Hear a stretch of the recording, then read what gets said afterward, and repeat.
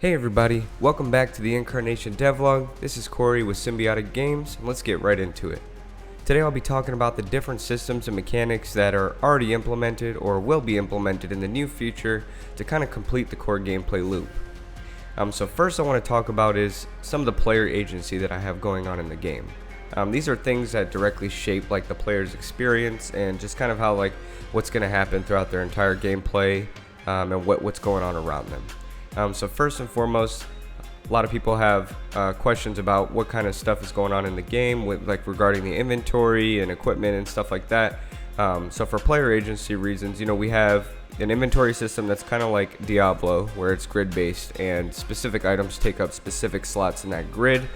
This may subject to change. I'm not really sure yet. I kind of like the way it's being built, and I'm definitely getting some new UI elements in there to kind of represent like gear and what it will look like for higher rarities and maybe background colors, so that way it's easily translatable to tell like what rarity a piece of item is.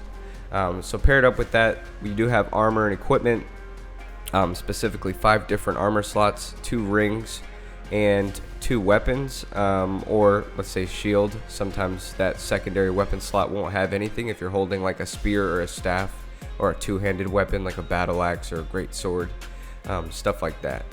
I wanted to originally have multiple classes, but I felt like that would just entirely make my scope of the game too large, as you would have to design, balance, have different animations, different character models, stuff like that. So my alternate way of doing that was to go ahead and design different weapon stances. That way the player can have a different feel on weapons and how the weapons, are, and their like attack speeds and damage and just play style in general. If you want to dual wields with faster attacks, with a little bit less damage, you can do that, or you can have like spear attacks that are kind of slower but they hit really hard and feel more impactful, stuff like that, just to kind of create a different play style experience for the player without having to create different classes.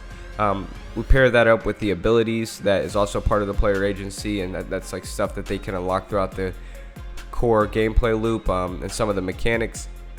Pairing that up, you can kind of create unique and different play styles, as like with the abilities alone, there's going to be passive abilities as well that kind of directly and indirectly affect the player's stats. Some of the ability stuff, like maybe having meteor crash right in its initial base form, would do like whatever damage and whatever its functionality is, and then like maybe having a passive ability will like set the fire to the enemies or something like that, or do some kind of stun to them, so that way they get an extra effect from that type of ability, and it just expands on that a little bit more. So we do also have progression and leveling, so the player progresses linearly through character stats, and then you also have like attribute points and stuff. So as you like kill enemies, complete quests, side quests, unlock, upgrade the world nodes some more, you are getting like experience to the player. And as the player's leveling up, then you're starting to get those attribute points, those skill points. You're starting to see your stats dynamically change. You're getting stronger as you like allocate these points into specific attributes. Those affect different things, different, like main stats, which, you can kind of experiment with that and figure out what kind of builds you want to do for your player. Do you want to be more tanky? Do you want to be stronger? Do you want to be a little bit faster? Stuff like that. Some other things that we have regarding the gear is gear appearances.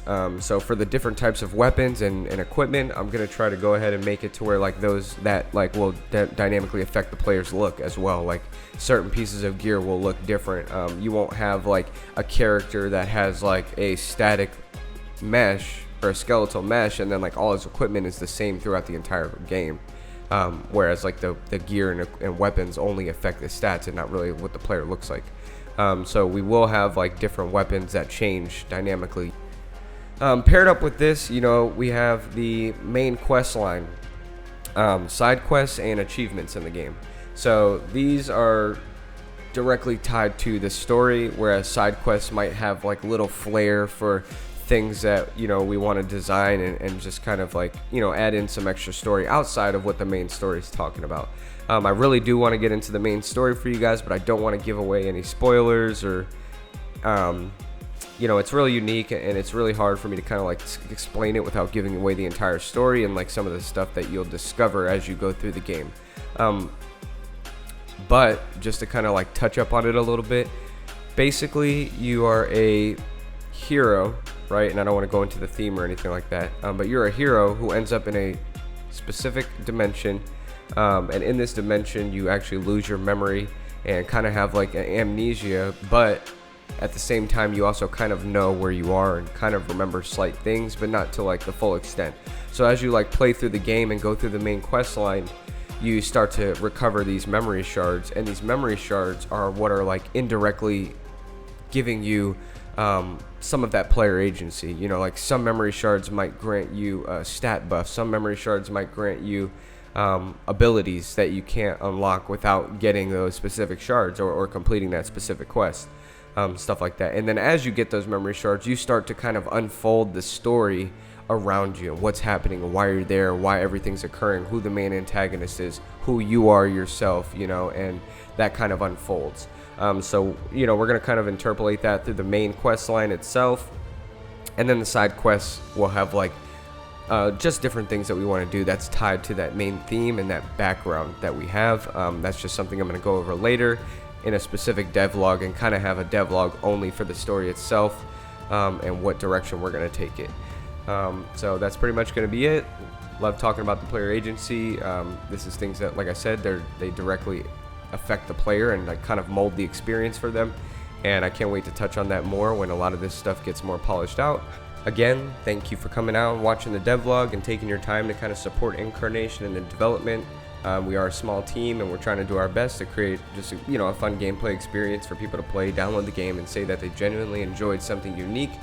So go ahead and like, subscribe, follow Incarnation for the entirety of its development processes, and thank you guys for your support. Have a good day.